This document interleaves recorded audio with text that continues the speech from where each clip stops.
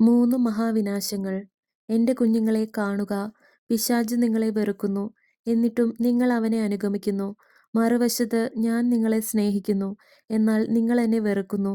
ഞാൻ എൻ്റെ പിതാവിനോടൊപ്പം ഭൂമിയെ ശുദ്ധീകരിക്കാൻ പോവുകയാണ്. എൻ്റെ സ്നേഹം കൊണ്ടാണ് ഞാൻ അത് ചെയ്യുന്നത്.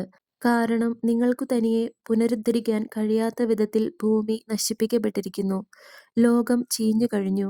ലാഭേച്ഛ എല്ലാത്തിനെയും തകിടം മറിച്ചിരിക്കുന്നു. എന്തുകൊണ്ടാണ് സ്നേഹത്തിനു പകരം സ്നേഹം നൽകാൻ നിങ്ങൾക്കു സാധിക്കാത്തത്? എന്തുകൊണ്ടാണ് നിങ്ങൾ അങ്ങനെ പ്രതികരിക്കാത്തത്? അത് നിങ്ങളുടെ അഹങ്കാരം കൊണ്ടും സ്വാർത്ഥ സ്നേഹം അഥവാ ഈഗോ കൊണ്ടും ലോകസുഖങ്ങളോടുള്ള താല്പര്യം കൊണ്ടുമാണ്.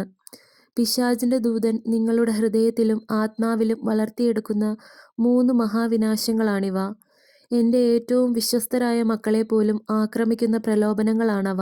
അതുകൊണ്ട് എൻ്റെ പ്രിയപ്പെട്ട കുഞ്ഞുങ്ങളെ, ഈ ഭൂമിയെ ഉപേക്ഷിക്കാനൊരുങ്ങാനും അന്തിമമായി എൻ്റെ രാജ്യം കണ്ടെത്താനും ഞാൻ നിങ്ങളോട് ആഹ്വാനം ചെയ്യുന്നു. ദൈവത്തിൻ്റെ സ്നേഹം നിങ്ങളെ കാത്തിരിക്കുന്നു. ഭൂമിയിൽ നിങ്ങൾ ആ ദൈവസ്നേഹം എത്രയധികമായി അന്വേഷിക്കുകയും സ്വീകരിക്കുകയും ചുറ്റുമുള്ളവരുമായി പങ്കുവെക്കുകയും ചെയ്യുന്നുവോ, അത്രയധികമായി നിങ്ങൾ സ്വർഗത്തിൽ സന്തുഷ്ടരും സംതൃപ്തരുമായിരിക്കും.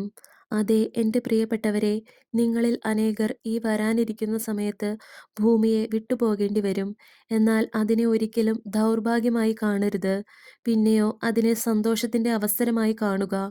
നിങ്ങൾ ശരിക്കും അതിനുവേണ്ടി തയ്യാറായിരിക്കുകയാണെങ്കിൽ, നിങ്ങളുടെ ആത്മാവ് പരപ്രസാദാവസ്ഥയിലാണെങ്കിൽ, നിങ്ങൾ പൂർണ്ണമായും എൻ്റെ അടുക്കലേക്ക് തിരിഞ്ഞിരിക്കുന്നുവെങ്കിൽ, അത് വളരെ വലിയ ഒരു സന്തോഷത്തിൻ്റെ അവസരമായിരിക്കും.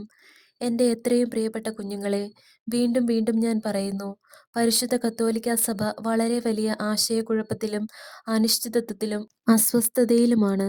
അവൾ എന്നേക്കും നിലനിൽക്കുമെന്നത് സത്യം തന്നെ. എന്നാൽ അതിനിടയിൽ അവൾ അനേകം പ്രശ്നങ്ങളെയും പ്രതിസന്ധികളെയും നേരിടേണ്ടി വരും. എന്തെന്നാൽ സഭ ദൈവികമാണ്.